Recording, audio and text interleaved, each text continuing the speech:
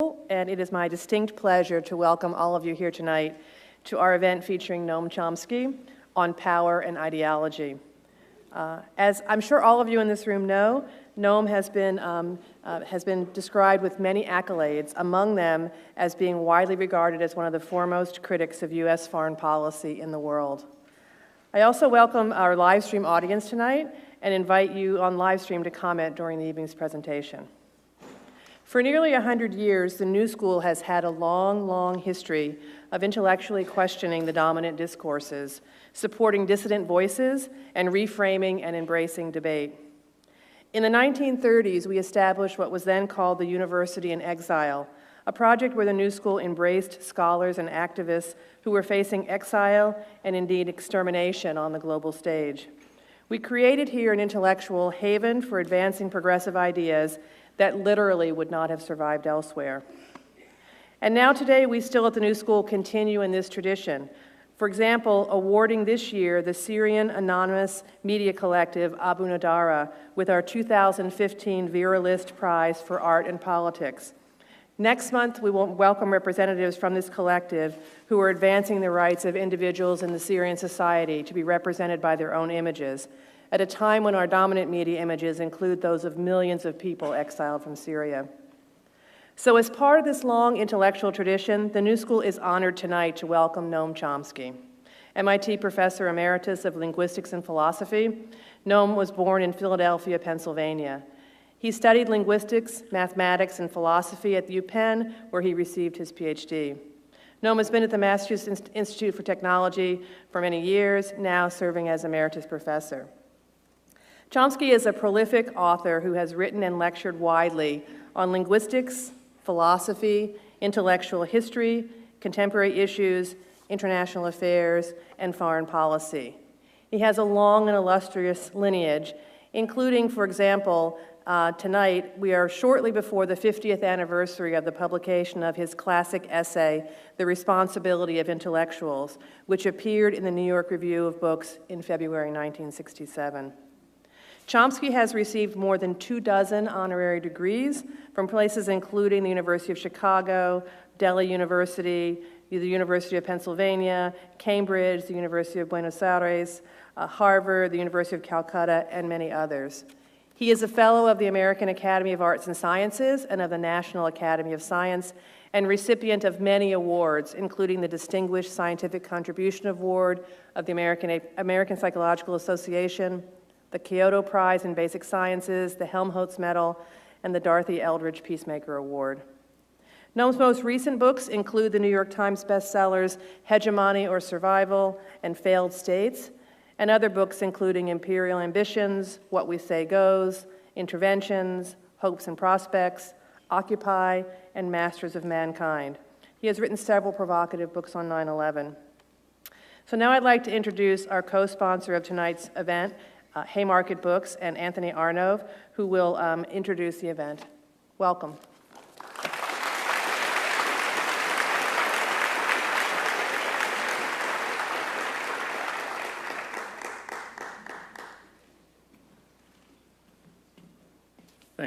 Thanks, Dean Watson, and thanks to the New School and all of you for coming out tonight. It's really a privilege for all of us at Haymarket Books to be part of this occasion. Just a few housekeeping announcements and a few people we want to thank before we get started. Pamela Tillis has been an amazing partner. She is the Director of Public Programs at New School and has done a series of terrific events with us at this and other spaces, and we really value her amazing skills and commitment to public programming that not only services the remarkable community at the New School, but so many other communities throughout the city. There's a live stream team. We want to acknowledge their hard work in making it possible for the people in the overflow rooms, but also people all around the world to be able to watch tonight. Democracy Now! Is here and are filming, so check out this broadcast on Democracy Now!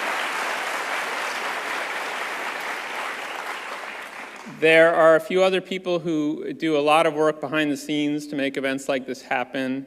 We're very honored to have our friends from Lannan Foundation here who have been instrumental in the success and the growth of Haymarket Books over the last 14 years of our program and work as an independent publisher.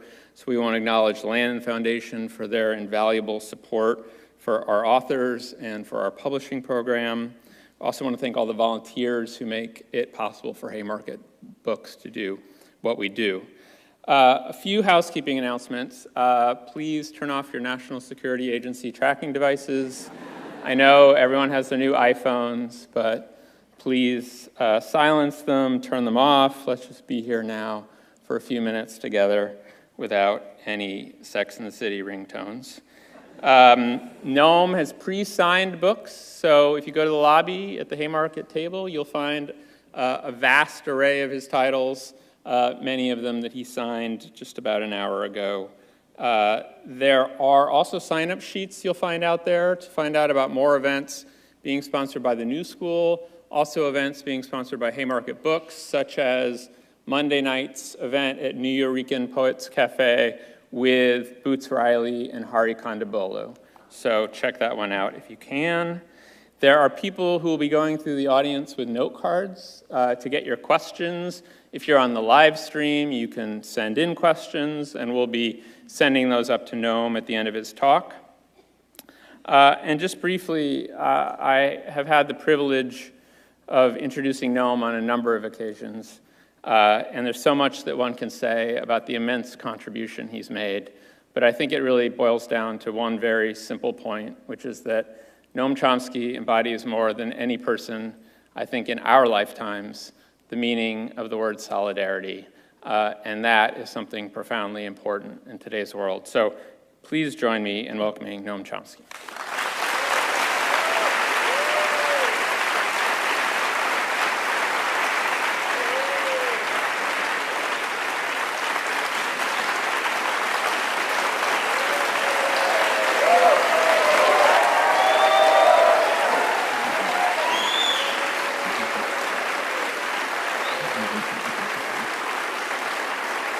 Thank you.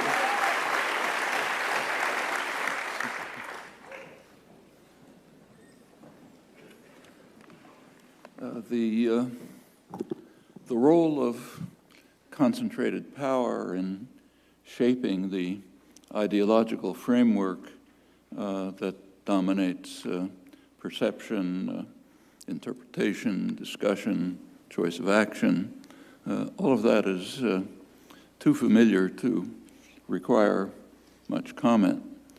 Tonight I'd like to discuss a critically important example, but first a couple of words on one of the most perceptive analysts of this process, George Orwell. Orwell is famous for his searching and sardonic critique of the way thought is controlled by force under totalitarian dystopia. But much less is known is his discussion of how similar outcomes are achieved in free societies. He's speaking, of course, of England, and he wrote that although the country is quite free, nevertheless, unpopular ideas can be suppressed without the use of force. Gave a couple of examples, provided a few words of explanation which were to the point. One particularly pertinent comment was his observation on a quality education in the best schools, where it is instilled into you that there are certain things that it simply wouldn't do to say, or we may add, even to think. One reason why not much attention is paid to this essay is that it wasn't published. It was found decades later in his unpublished papers. It was intended as the introduction to his famous Animal Farm, bitter satire of Stalinist totalitarianism. Why it wasn't published is apparently unknown, but I think perhaps you can speculate. Orwell's observations on thought control under freedom come to mind in considering the raging debate today about the Iran nuclear deal. which currently occupies center stage. I should say it's a raging debate in the United States, virtually alone.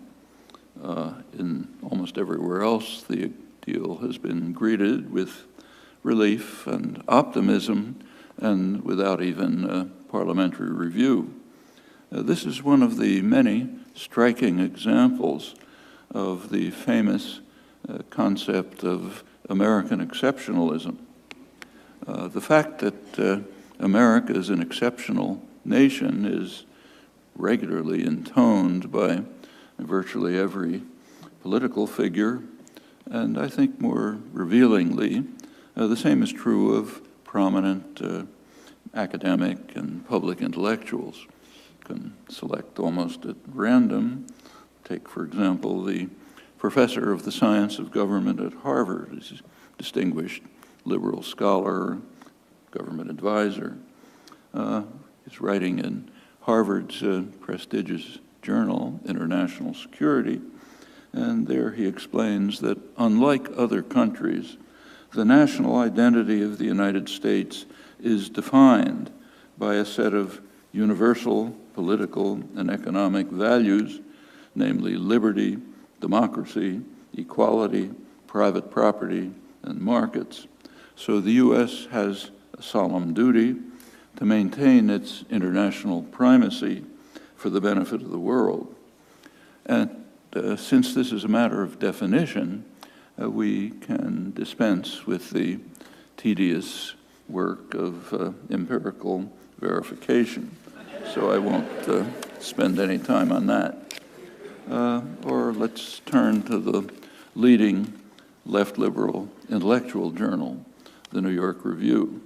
There, a couple of months ago, we read from the former chair of the Carnegie Endowment for International Peace that American contributions to international security, global economic growth, freedom, and human well-being have been so self-evidently unique and have been so clearly directed to others' benefit that Americans have long believed that the United States amounts to a different kind of country. While others push their national interests, the United States tries to advance universal principles. No evidence is given because it's, again, a matter of definition. And it's very easy to continue. It's only fair to add that there's nothing at all exceptional about this. American exceptionalism was standard for every great power, very familiar from other imperial states in their days in the sun, Britain, France, others. And this is true, interestingly, even from very honorable figures from whom one might have expected better. So John Stuart Mill, for example, in England, to mention a significant case, which raises interesting questions about intellectual life and intellectual standards. Well, in some respects, American exceptionalism is not in doubt. I just mentioned one example, the current Iran nuclear deal. Here, the exceptionalism of the United States, its isolation, is dramatic and stark. There are actually many other cases, but this is the one I'd like to think about this evening. And in fact, U.S. isolation might soon increase. The Republican organization, I hesitate to say party, is dedicated to undermining the deal in interesting ways with the kind of unanimity that one doesn't find in political parties, though it's familiar in such former organizations as the old Communist Party, democratic centralism. Everyone has to say the same thing. That's one of many indications that the Republicans are no longer a political party in the normal sense, despite pretensions, commentary, and so on. Rather, the former Republican Party has now become a radical insurgency that's abandoned parliamentary politics. I'm quoting two highly respected, very conservative political commentators, Thomas Mann and Norman Ornstein of the right-wing American Enterprise Institute. And in fact, they may succeed in increasing sanctions and even secondary sanctions on other countries and carry out other actions that could lead Iran to opt out of the deal with the United States. That is. That, however, need not mean that the agreement is nullified. Contrary to the way it's sometimes presented here, it's not a U.S.-Iran agreement. It's an agreement between Iran and what's called P5+1, the 5 veto-holding members of the Security Council plus Germany.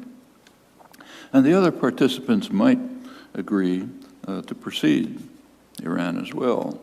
They would then join China and India, which have already been finding ways to evade the U.S.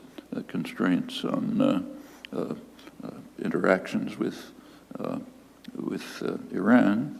And in fact, if they do, they'll join the large majority of the world's population, the non-aligned movement, which all along has vigorously supported Iran's right to pursue its nuclear programs as a member of the NPT. But remember that they're not part of the international community. So when we say the international community opposes Iran's policies or the international community does some other thing, that means the United States and anybody else who happens to be going along with it. So we can dismiss them. If others continue to honor the deal, which could happen, the United States will be isolated from the world, which is not an unfamiliar position. That's also the background for the other element of Obama's, what's called Obama's legacy, his other main foreign policy achievement, the beginning of normalization of relations with Cuba. On Cuba, the United States has been almost totally isolated for decades. If you look, say, at the annual votes in the UN General Assembly on the U.S. embargo, they're rarely reported, but the U.S. essentially votes alone. The last one, Israel joined, but of course Israel violates the embargo. They just have to join because have to join with the master. Occasionally the Marshall Islands or Palau or someone else joins. And in the hemisphere, the United States has been totally isolated for years. The main hemispheric conferences have foundered because the United States will simply not join the rest of the hemisphere in the major issues that are discussed. Last one in Colombia, the two major issues were admitting Cuba into the hemisphere. U.S. and Canada refused, everyone else agreed. And the U.S. drug war, which is devastating Latin America, and they want to get out of it, but the U.S. and Canada don't agree. That's actually the background for Obama's acceptance of steps towards normalization of relations with Cuba. Another hemispheric conference was coming up in Panama, and if the United States had not made that move, it probably would have been thrown out of the hemisphere. So therefore, Obama made what's called here a noble gesture, a courageous move to end Cuba's isolation, although in reality it was U.S. isolation that was the motivating factor. So if the United States ends up being almost universally isolated in Iran, that won't be anything particularly new, and in fact there are quite a few other cases. Well, in the case of Iran, the reasons for U.S. concerns are very clearly and repeatedly articulated. Iran is the gravest threat to world peace. We hear that regularly from high places. government officials, commentators, others in the United States. There also happens to be a world out there, and it has its own opinions.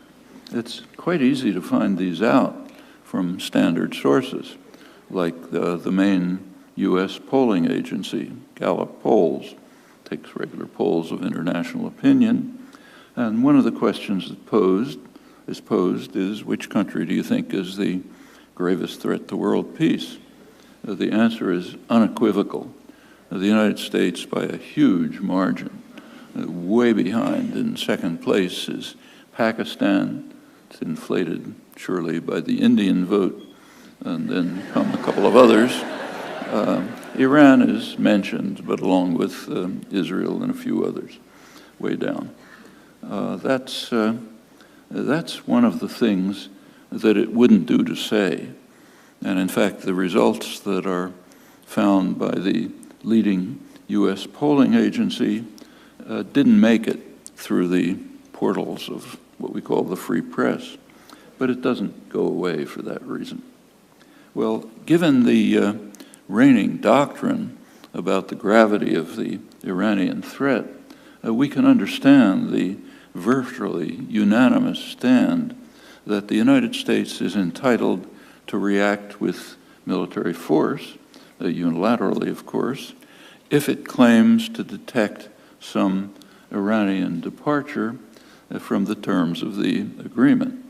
So again, picking an example virtually at random from the national press, consider the lead editorial last Sunday in the Washington Post.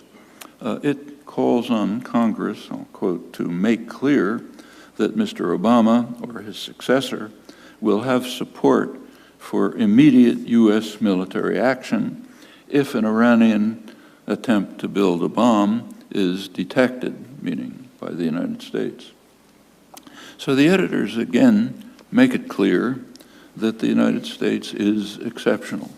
It's a rogue state, indifferent to international law and conventions, entitled to resort to violence at will. But the editors can't be faulted for that stand because it's almost universal among the political class in this exceptional nation, though what it means is, again, one of those things that it wouldn't do to say.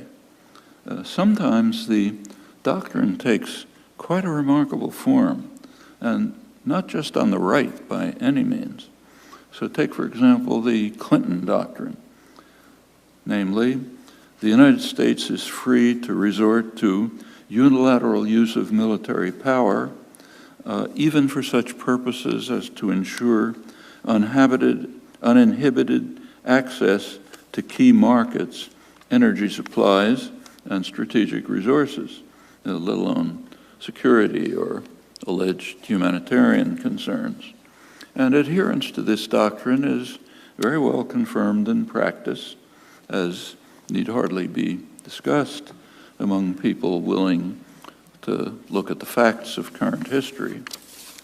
Well, the Washington Post editors also make clear why the United States should be prepared to take such extreme steps in its role of international primacy. If the United States is not prepared to resort to military force, they explain, then Iran may, I'm quoting, Iran may escalate its attempt to establish hegemony over the Middle East by force. That's what the President Obama, calls Iran's aggression, which we have to contain. For those who are unaware of how Iran has been attempting to establish hegemony over the Middle East by force, or might even dream of doing so, the editors do give examples, two examples. Its support for the Assad regime and for Hezbollah. Well, I won't insult your intelligence by discussing this demonstration that Iran has been seeking to establish hegemony over the region by force.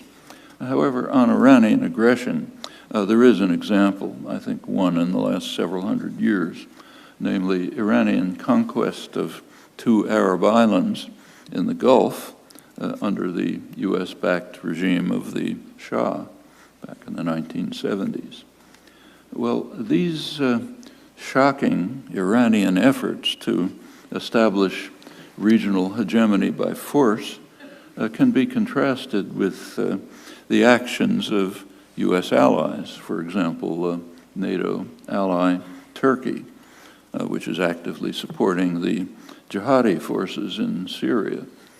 Support is so strong that it appears that Turkey helped its allies in the al-Nusra Front, the al-Qaeda-affiliated al-Nusra Front, to kill and capture the few dozen fighters that were introduced into Syria by the Pentagon a few weeks ago. It's the result of several years and who knows how many billions of dollars of training. They did enter and were immediately captured or killed, apparently with the aid of Turkish intelligence. Well, more important than that is the central role of the leading U.S. ally, Saudi Arabia, for the jihadi rebels in Syria and Iraq, and more generally for Saudi Arabia having been, I'm quoting, a major source of financing to rebel and terrorist organizations since the 1980s. That's from a recent study by the European Parliament, repeating what's well known. And still more generally, the missionary zeal with which Saudi Arabia promulgates its radical, extremist, Wahhabi Salafi doctrines by establishing Quranic schools, mosques, sending radical clerics throughout the Muslim world with enormous impact. One of the closest observers of the region, Patrick Coburn, writes that the Wahhabization by Saudi Arabia, the Wahhabization of mainstream Sunni Islam is one of the most dangerous developments of our era, always with strong U.S. support. These are all things that wouldn't do to mention, along with the fact that these pernicious developments are a direct outgrowth of the long-term tendency of the United States, picking up from Britain before it, to support radical Islam in opposition to secular nationalism. These are long-standing commitments. There are others, like UN Ambassador Samantha Power, who condemn Iran's destabilization of the region. Destabilization is an interesting concept of political discourse. So, for example, when Iran comes to the aid of the government of Iraq and Iraqi Kurdistan in defense against the assault of ISIS, that's destabilization. We have to prevent it, if not aggression, perhaps. In contrast, when the United States invades Iraq, it kills a couple 100,000 people, generates millions of refugees, destroys the country, sets off a sectarian conflict that's tearing Iraq and by now the whole region to shreds, and on the side increases terrorism worldwide by a factor of 7 just in the first year. That's stabilization, part of our mission that we must continue for the benefit of the world. Actually, the exceptionalism of U.S. doctrinal institutions is quite wondrous to behold. Well, going on with the Washington Post editors, they join Obama's Clinton negotiator, Dennis Ross, Thomas Friedman, other notables, in calling on Washington to provide Israel with B-52 bombers, and perhaps even the more advanced B-2 bombers, and also huge, what are called massive ordnance penetrators, bunker busters informally. There's a problem. They don't have airstrips for huge planes like that, but they can use maybe Turkey's airstrips. And none of this is for defense. These are not defensive weapons, remember. All of these weapons are offensive weapons for Israel to use to bomb Iran if it chooses to do so. And since Israel's a U.S. client, it inherits from the master the freedom from international law. So nothing surprising about giving it vast supplies of offensive weapons to use when it chooses. Well, the violation of international law goes well beyond threat, goes to action, including acts of war, which are proudly proclaimed, presumably because that's our right as an exceptional nation again. One example is the successful sabotage of Iranian nuclear installations by cyber war. The Pentagon has views about cyber war.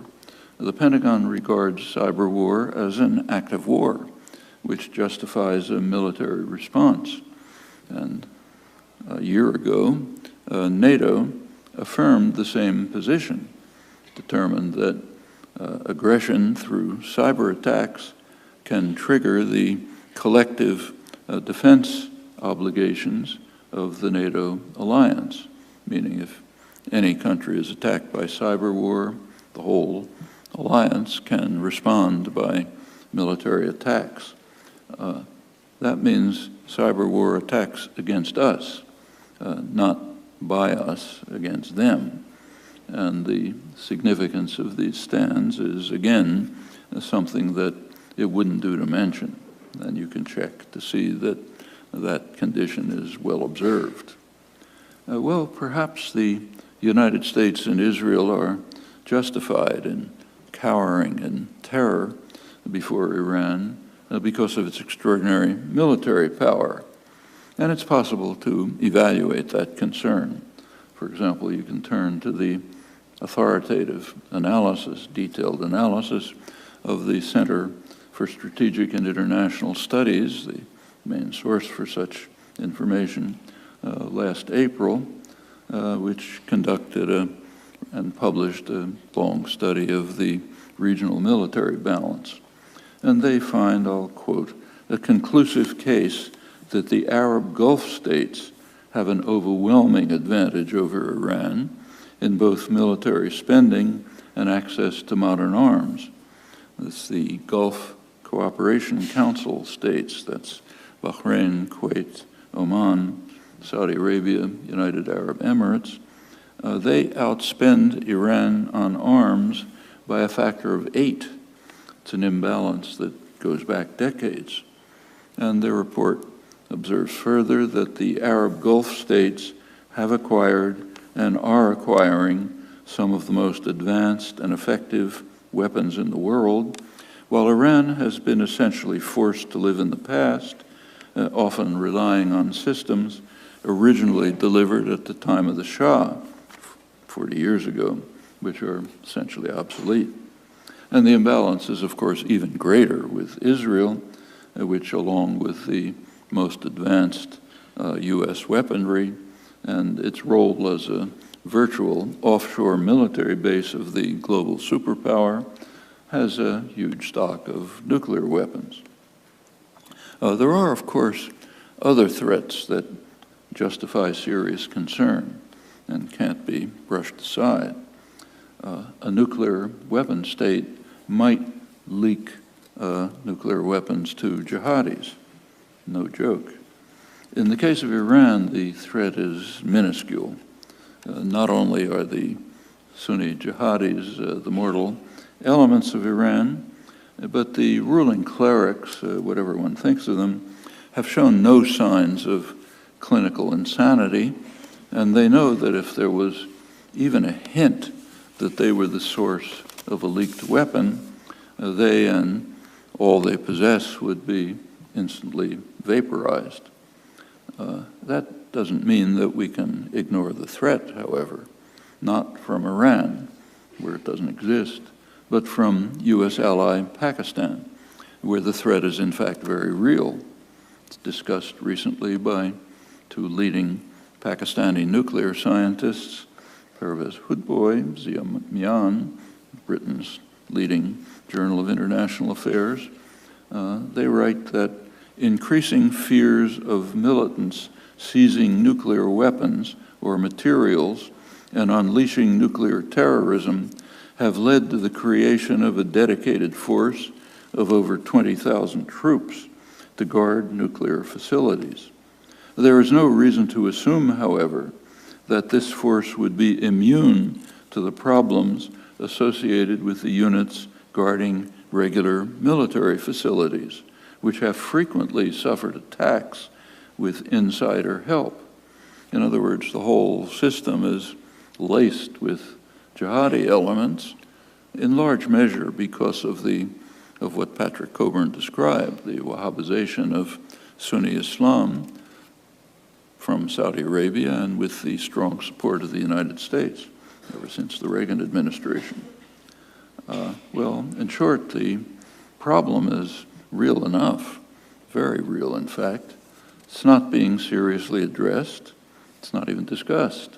Rather, what we're concerned about is fantasies concocted for other reasons about the current official enemy. Opponents of the Iran nuclear deal maintain that Iran is intent on developing nuclear weapons. U.S. intelligence can discern no evidence for this, but there is no doubt at all that in the past they have, in fact, intended to do so. We know this because it was clearly stated by the highest authorities in Iran. The highest authority of the Iranian state informed foreign journalists that Iran would develop nuclear weapons certainly and sooner than one thinks. The father of Iran's nuclear energy program, former head of Iran's Atomic Energy Organization, expressed his confidence that the leadership's plan is to build a nuclear bomb. And a CIA report also had, in their words, no doubt that Iran would develop nuclear weapons if neighboring countries do, as of course they have.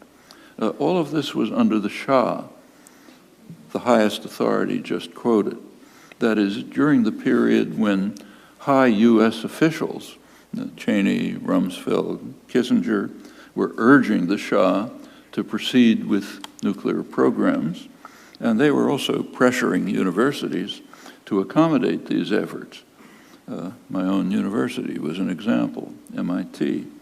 Under government pressure, it made a deal with the Shah to admit Iranian students to the nuclear engineering department in return for grants from the Shah.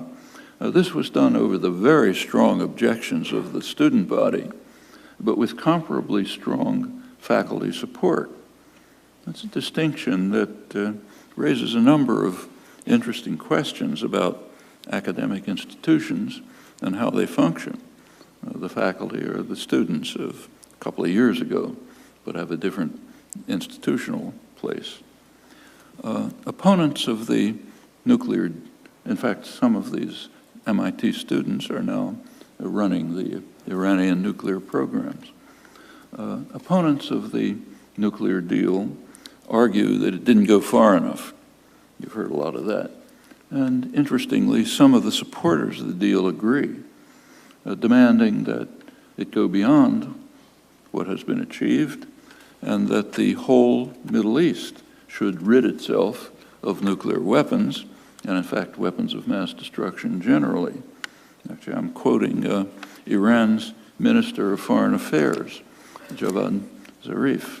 He's reiterating the call of the non-aligned movement, most of the world, and the Arab states for many years to establish a weapons of mass destruction free zone in the Middle East.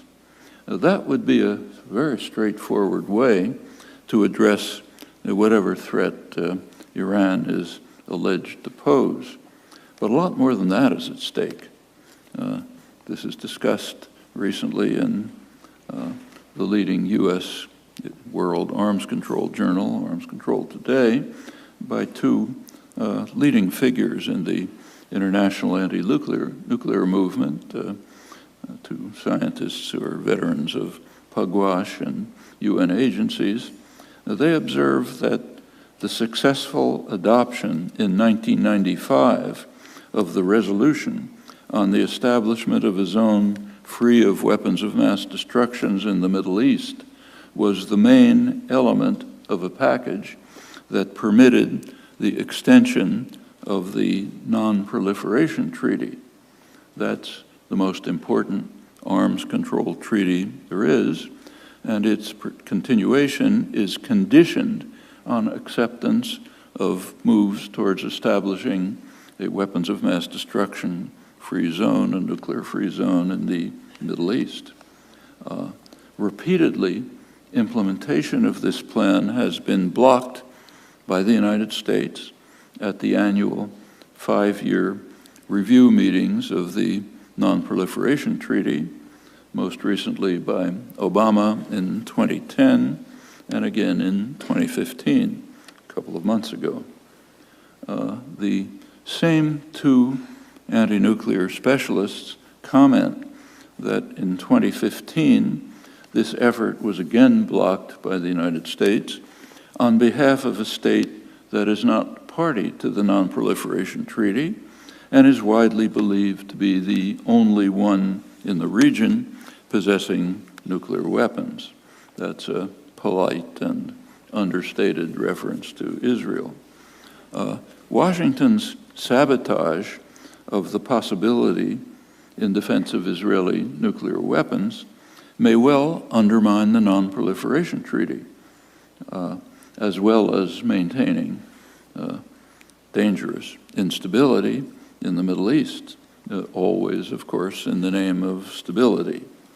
This is, incidentally, not the only case when opportunities to end the alleged Iranian threat have been undermined by Washington. Some quite interesting cases, no time, and I won't go into them. But all of this raises quite interesting questions, which we should be asking, about what actually is at stake. So, turning to that, what actually is the threat posed by Iran? Plainly, it's not a military threat. It's obvious. We can put aside the fevered pronouncements about Iranian aggression, support for terror, seeking hegemony over the region by force, or the still more outlandish notion that even if Iran had a bomb, it might use it, therefore suffering instant obliteration. The real threat has been clearly explained by U.S. intelligence in its reports to Congress on the global security situation. Of course, they deal with Iran. And they point out, I'm quoting U.S. intelligence, Iran's nuclear program and its willingness to keep open the possibility of developing nuclear weapons is a central part of its deterrent strategy, right? It's part of Iran's deterrent strategy. No offensive policies, but they are trying to construct a deterrent. And that Iran has a serious interest in a deterrent strategy is not in doubt among serious analysts. It's recognized, for example, by U.S. intelligence. So the influential analyst, CIA veteran Bruce Riedel, who's by no means a dove, he writes that if I was an Iranian national security planner, I would want nuclear weapons as a deterrent. And the reasons are pretty obvious. He also makes another crucial comment. He points out that Israel's strategic room for maneuver in the region would be constrained by an Iranian nuclear deterrent. And that's, of course, also true of the United States. Room for maneuver means resort to aggression and violence. And yes, it would be constrained by an Iranian deterrent. For the two rogue states that rampage freely in the region, the United States and Israel, any deterrent is, of course, unacceptable.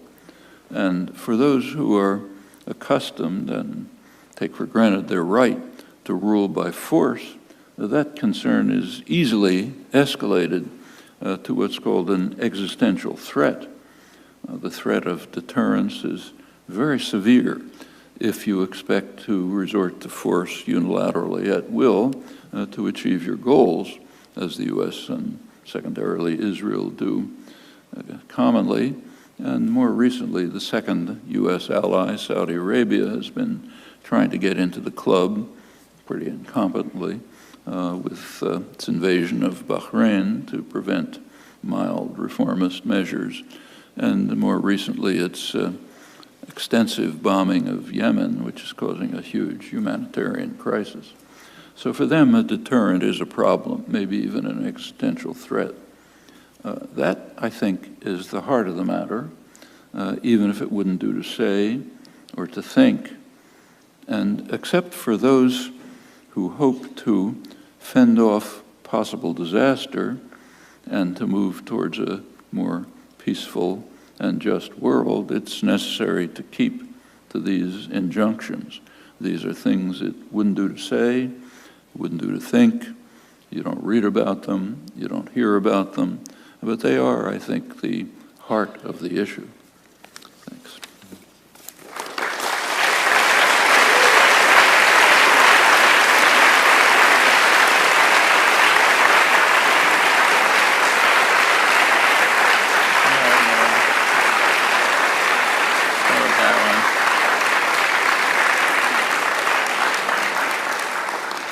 So, how has the United States supported radical Islam? As I mentioned, just as Britain did before it, I won't comment on the British role, but if you want to learn about it, there's quite a good book on it by a very good British diplomatic historian, Mark Curtis, who discusses in detail, going back to the documentary record, how Britain supported radical Islam during its period of dominance. The U.S. has done it always. The major center of radical Islam, extremist radical Islam, is Saudi Arabia, unquestionably. They're the source of the Wahhabization of the region, which Patrick Coburn points out as one of the major developments of the modern era. Who's the main supporter of Saudi Arabia? You are. Now, that's where your tax dollars go, and for a long time. Right now, tens of billions of dollars of arms being sent under Obama, but it goes way back. In fact, the strong U.S. relation with Israel developed out of this. The United States and Israel had close relations, but not unusual, through the 1950s and early 60s. That changed in 1967. What happened in 1967? Israel performed a huge service to the United States and its Saudi Arabian ally. Saudi Arabia has been and remains the center of extremist, radical, fundamentalist Islam, with offshoots and the jihadi movements and so on, including ISIS. At the time, the center of secular nationalism was Nasser's Egypt. And there was a conflict between the two of them. In fact, they were at war. They were at war in the Yemen at the time. Israel administered a very serious blow to secular nationalism. It devastated the Egyptian army in Syria, and it saved Saudi Arabia and offered a great boon to the United States. And in fact, if you check back, it's at that time that the unusual, in fact unique, relationship between Israel and the United States developed. And in fact, it continues after that. I could give more examples if there was time. But that has been a consistent pattern. There are a few exceptions here and there. So sometimes the United States has supported secular Islamic states. The most extreme and interesting example is Saddam Hussein, who was greatly loved by the Reagan administration and by the Bush I administration. Could give you the details. they were so supportive of Saddam Hussein that he was even given a gift that otherwise only Israel has been granted, no other country. He was permitted to attack a U.S. naval vessel, killing a couple of dozen American sailors, and to get away with it with just a tap on the wrist. Israel had done the same thing in 1967. Saddam Hussein did it in 1987, and his friendship for Saddam Hussein was so enormous that he was granted that right. And that was a secular state. In fact, George Bush, #1, even invited Iraqi nuclear engineers to the United States for advanced training in nuclear weapons production. That's pretty supportive relationship.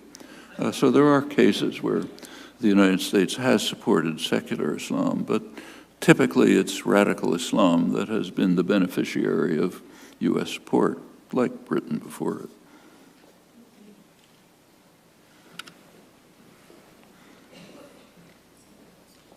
This one comes live stream, and it's connected to that one. And let's mention that it came from the live stream. Should I ask this too? No, just do that. Why isn't the United States doing more to help Syrian refugees? That's a question you should ask yourselves. Why aren't we doing more?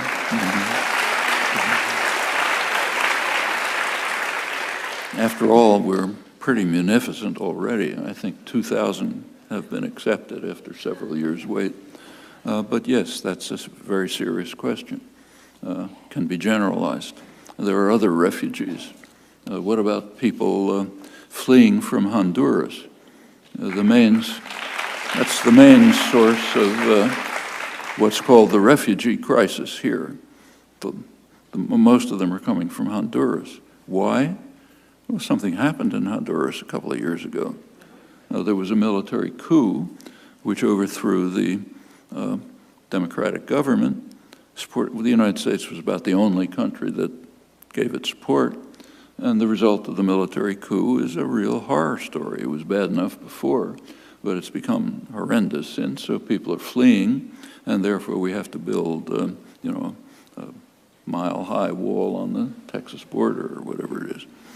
So yeah, these are fair questions. The Obama doctrine vis-a-vis Syria. It's a good question. Washington hasn't a clue. It's obvious. It's a little hard to fault them for that. It's very hard to think of a constructive outcome to this utter disaster. The United States has taken a somewhat hands-off position, except that it's supporting its allies, who are very clear. As I mentioned, Turkey, NATO ally, has been supporting the al-Qaeda related jihadi fronts, mainly the al-Nusra Front, a couple of others. The Gulf states, also U.S. allies, Saudi Arabia, have been strong supporters of what's now become the Islamic State. Technically, Saudi Arabia, the government, no longer to support them directly, but surely did in the past, and funders from the wealthy Gulf states are still presumably funding them as they have in the past. That's pretty open in the case of Qatar. So these are indirect U.S. policies. The only conceivable hope for some resolution of this horrendous crisis, which is totally destroying the country, is the kind of negotiated settlement that was worked on by serious negotiators like Lakhdar Brahimi, an international negotiator, very respectable, sensible. And the main idea, which is shared by any analyst with a gray cell functioning, is some kind of negotiated settlement which will involve the Assad government, like it or not, and involve the opposition elements, like it or not. there can't be negotiations that don't involve the parties that are fighting. That's pretty obvious.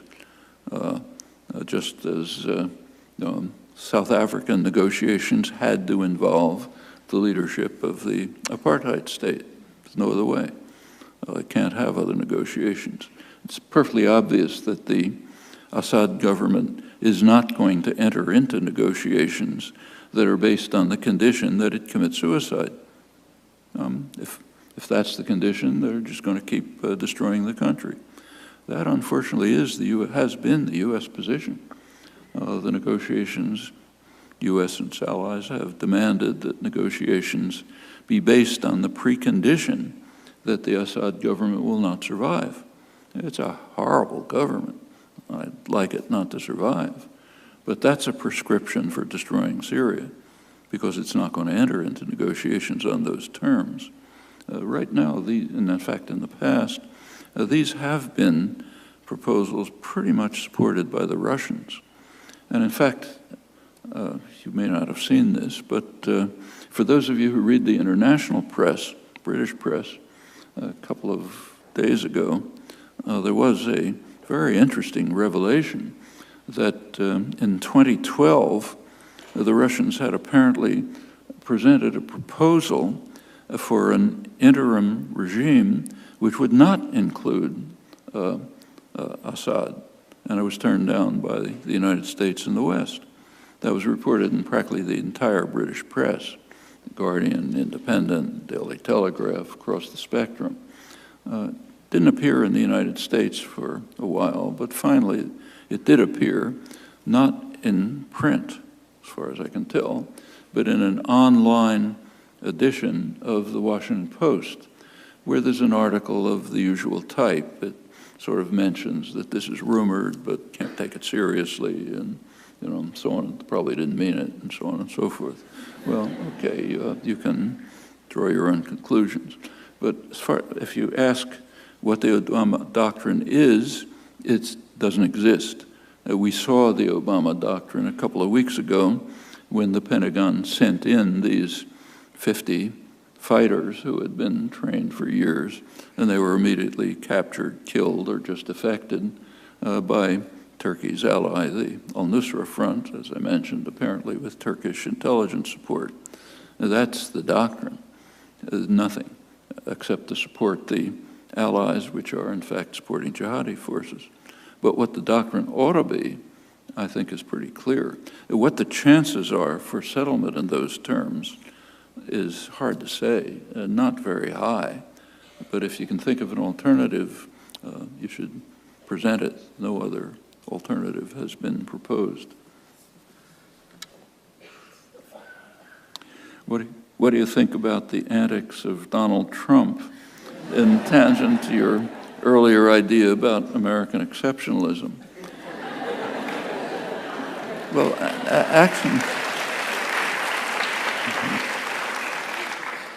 I think we should recognize that the other candidates are not that different.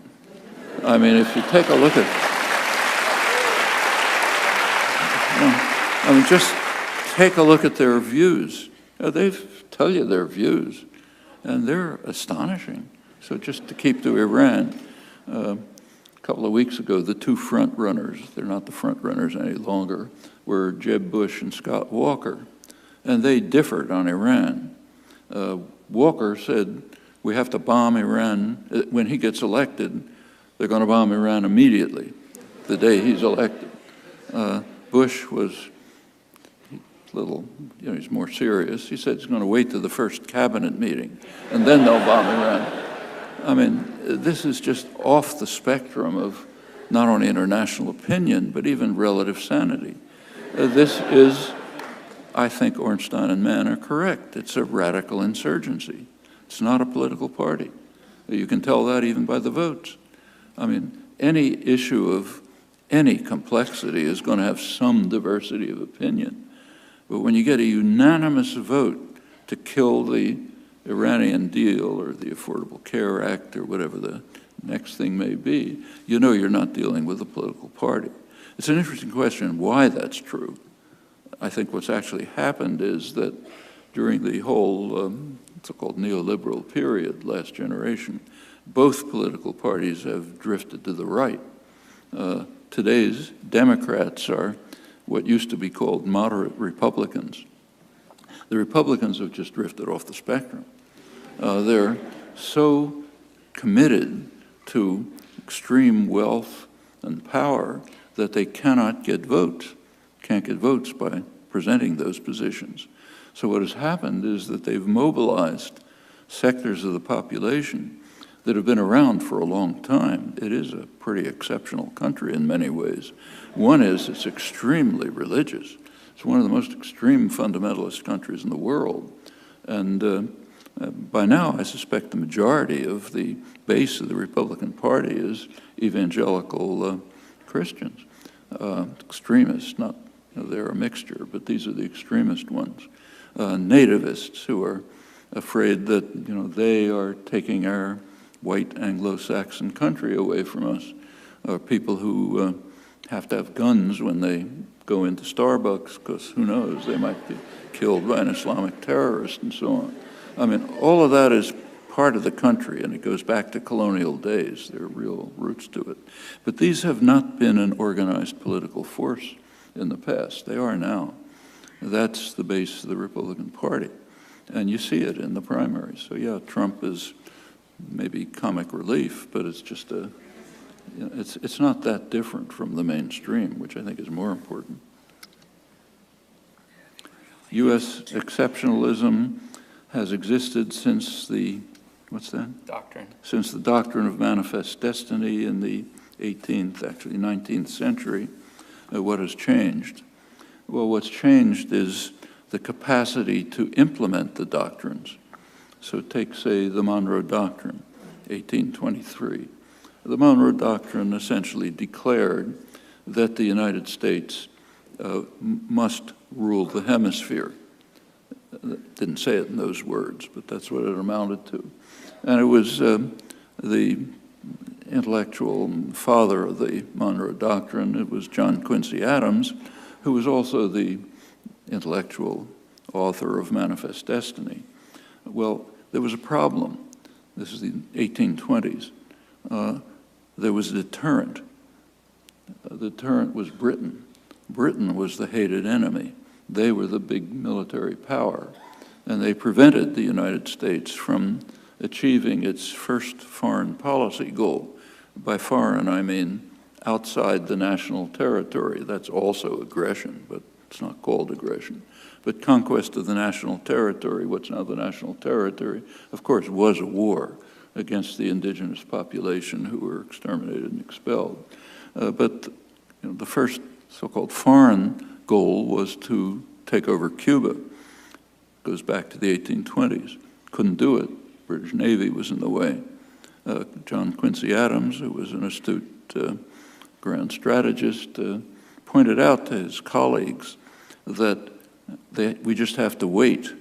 He said, sooner or later, U.S. power will increase, British power will decline, and as he put it, Cuba will fall into our hands by the laws of political gravitation, just the way an apple falls from the tree, which indeed happened. Over the 19th century, U.S. power increased, British power declined. The U.S. was able to take further steps in the Western Hemisphere, and in 1898, in fact, it was able to conquer Cuba. If you go to school in the United States, you learn that the United States liberated Cuba in 1898. In fact, the U.S. invaded to prevent Cuba from liberating itself from Spain, which is what happened. And since after that, it just became a virtual colony until liberation, and finally in 1959. And ever since then, the United States has been trying to reverse it. And the same is true generally. The United States did not, it's probably the richest country in the world back in the early 19th century, but not the most powerful country. Britain was the most powerful. France was a powerful country. And that changed over the years, especially with the First World War, finally with the Second World War. So exceptionalism has greatly expanded as power expanded. And I say again that this exceptionalism was also true of other great powers during their day of imperial power and domination. World leaders will meet in New York City next week for a new set of global anti-poverty targets, sustainable development goals. Do you think these targets are sufficient? That has an easy answer. two letters. And furthermore, nothing will be achieved. That's pretty safe to say.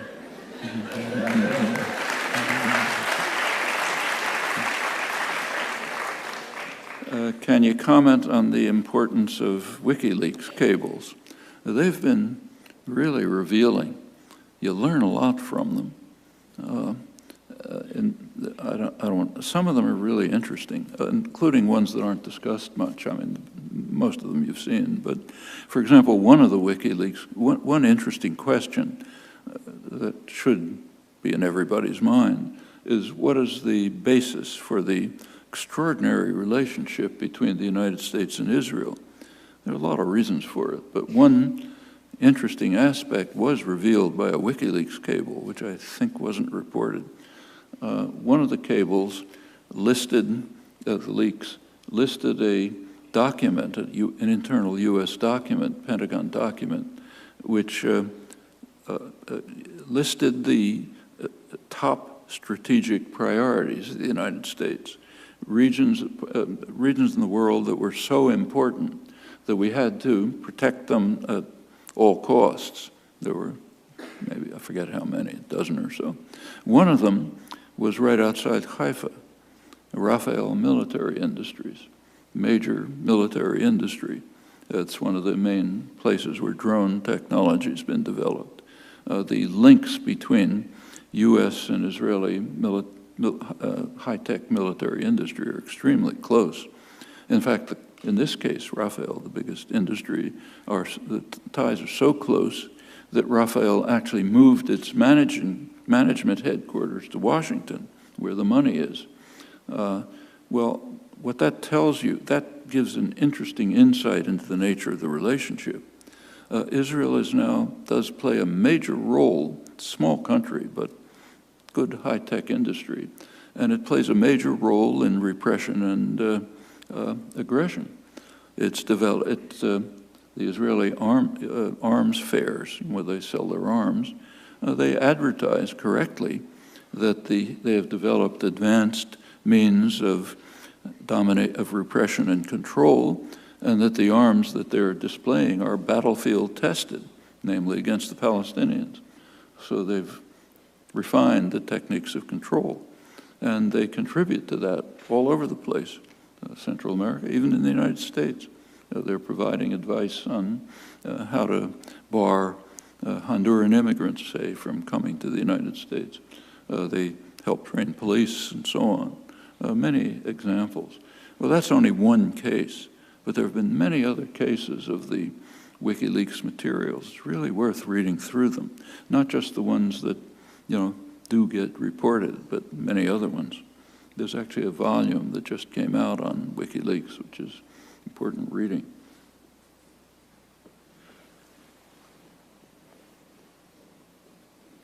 Oh.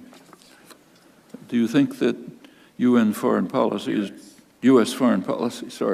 is driven exclusively by economic interests? What other factors influence U.S. foreign policy, and to what extent?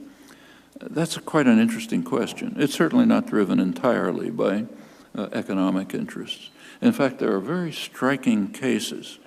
Usually, by and large, a U.S. foreign policy, like other major states, is driven by the dominant domestic forces. That's kind of natural.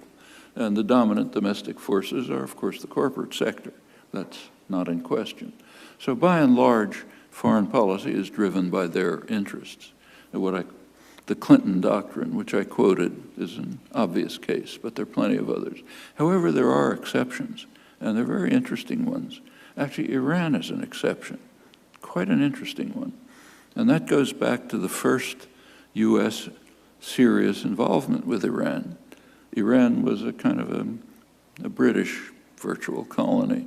The British were involved in preventing Iran from developing, getting either economically or politically. But that changed in 1953, when Britain was too weak to overthrow the parliamentary regime, and the U.S. took over and basically carried out the coup that installed the Shah. Something quite interesting happened at that time. The United States government wanted U.S. energy corporations to take over 40% of the British concession. It was the British were taking Iranian oil. But the Eisenhower administration wanted U.S. energy corporations to take 40% of it. Well, that's an economic interest. They didn't want to. They didn't want to for good reasons. It was much cheaper then to get oil from Saudi Arabia, so that just for straight business reasons, they didn't want to have to go to Iran. Furthermore, they were concerned that that might harm their relations with the Saudi dictators, Saudi family that essentially owns and runs the country, and they didn't want to bother with that. The U.S. government actually forced the oil companies to take a 40% concession. The Eisenhower administration threatened them with antitrust suits and other threats if they didn't do it. So, of course, they backed down and did it. That's pretty unusual. And I think it's happening now, too. We don't have documents from the present period. You get documents from earlier periods. But you can be pretty confident that the U.S. energy corporations would be delighted to break into the Iranian market. They don't like the idea. Just about every other major country is sending, business delegations, investors and others to try to profit from the opening of Iran, which they support. And the U.S. energy corporations and other U.S. businesses are blocked by state power. And you can be sure that they don't like it. If we had access to their internal deliberations, I'm sure it would say that. Well, that's a case where state power, in this case, overwhelms even economic interests. Iran has to be punished.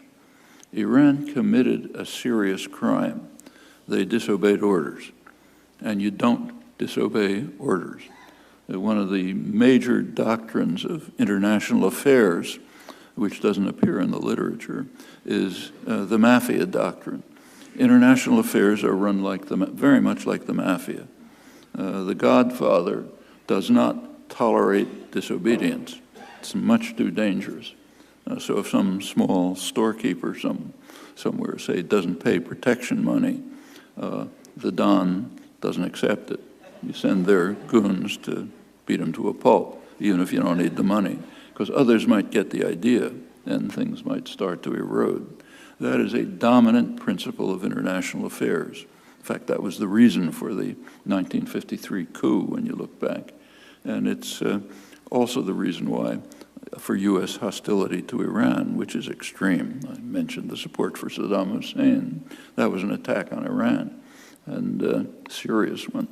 But they defied orders. They overthrew a U.S.-imposed tyrant. They thumbed their nose at the United States, and you don't get away with that. Actually, Cuba is very similar. Since Cuba is extremely the hostility to Cuba is quite interesting. I mean, for decades, ever since Poles were taken, the majority of the U.S. population has been in favor of normalization of relations. Okay, it's normal to disregard the population in a democracy. They don't count. But what is unusual in this case is that major sectors of U.S. Economic power have been in favor of normalization. Big sectors, pharmaceuticals, energy industries, agribusiness, they've all wanted to get into the Cuban market. And the state has blocked it, which is quite unusual. And there's another case where state power has overwhelmed even the power of its major domestic sources. In fact, these are two quite striking examples. And it's the same thing. And in the case of Cuba, we know it. If you go back to the Kennedy administration, when the war against Cuba really took off, it was very explicit. The State Department said we can't tolerate what they called successful defiance of U.S. policies that go back to the Monroe Doctrine. Arthur Schlesinger, Kennedy's Latin American advisor, reported to him the report of his Latin American mission, said the problem is the Castro idea of taking matters into your own hands, which appeals to others in the hemisphere where people suffer similar repression. And you can't let that idea spread. It's the mafia doctrine again. Powerful enough to sharply conflict with economic interests. So there are cases, but they're rare, and they're illuminating. I think this is going to have to be the last one. We've got all of these, but okay. Time's running out. What is intelligence? Well, it's something that's lacking in certain places. Let's put it like that. Thanks.